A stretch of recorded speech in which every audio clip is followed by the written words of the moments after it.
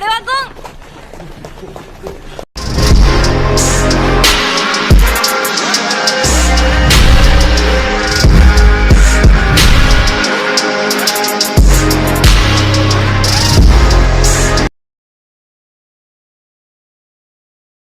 Salut à tous, c'est Louis Otaku. Aujourd'hui on se retrouve pour une nouvelle vidéo. Comme vous l'avez vu dans le titre, aujourd'hui je vais vous présenter deux animés à voir. Sur les deux animés que je vais vous présenter, un sera triste, un sera joyeux pour compenser, vous voyez. Alors pour commencer, je vais vous présenter un animé du nom d'Anohana. C'est un type Slice of Life en 11 épisodes, vous pouvez le terminer en une nuit, c'est ce que j'ai fait. Là je sens que vous êtes déjà intéressé. Mais maintenant vous allez me dire, mais de quoi ça parle ? Ça parle d'un groupe d'amis qui a subi un traumatisme dans son enfance et qui maintenant est un peu dissous. Et pour réaliser un souhait de quelqu'un, ils vont maintenant se retrouver pour tout faire pour réaliser ce rêve. Et là vous allez me dire, mais pourquoi faut regarder cet animé? Qu'est-ce qu'il est d'incroyable? Alors tout d'abord, il faut regarder cet animé car il est incroyable. Pour moi, il est incroyable en termes d'émotion et en termes d'accrochement, car je l'ai fini en une nuit et franchement ça m'a pas déplu. En plus, le retour dans le passé, le retour dans le présent et tout, les transitions, elles sont parfaites.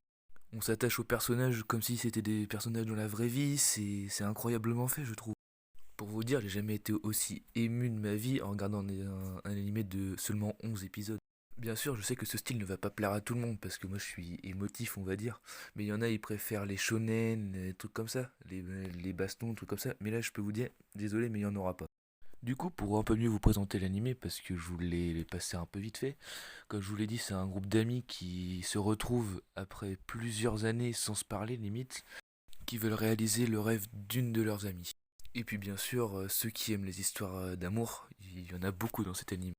Donc pour tous ceux qui souhaitent voir un animé sentimental, amoureux, foncez voir cet animé, il est fait pour vous. Et franchement, même pour ceux qui n'aiment pas trop la romance ou trucs comme ça, moi je n'étais pas fan au début et j'ai découvert ça grâce à cet anime. Donc si vous êtes tenté d'aller le regarder, il est disponible sur Netflix ou sur plusieurs sites de streaming.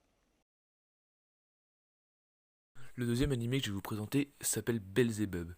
Celui-là, cet animé est fait pour tous ceux qui aiment la baston, parce que vraiment là vous êtes servis, il y en a limite tous les épisodes. Du coup l'histoire c'est un lycéen lambda qui s'appelle Oga.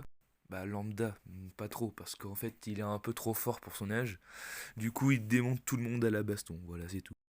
Un jour quand il est en train de tabasser des gens près d'une rivière, il tombe sur un bébé qui s'avère être le fils du roi des démons. Rien que ça. Oga, qui n'est quand même pas dépourvu de gentillesse, va le prendre avec lui et va rencontrer au fur et à mesure plusieurs démons qui sont en fait ses serviteurs. Il va apprendre que le bébé qui s'appelle Belzebub, un peu plus long, vous verrez dans l'animé, est en fait ici pour s'entraîner pour détruire la planète, tout simplement. Alors bien sûr, Oga il ne veut pas parce que lui il est tranquille dans sa petite vie, mais il va quand même le garder. Il va pas le faire détruire la Terre, mais il va le garder quand même. Entré au lycée, Oga avec son bébé va tomber sur plusieurs chefs car son lycée en fait n'a même pas de cours parce que ce n'est que des voyous, on va dire, qui ne font que de se battre. Du coup, Oga, grâce au bébé et à sa force magique, parce que c'est un démon, rappelez-vous, va vite fait s'imposer en tant que grand chef du lycée. Alors bien sûr, pourquoi faut-il regarder cet animé?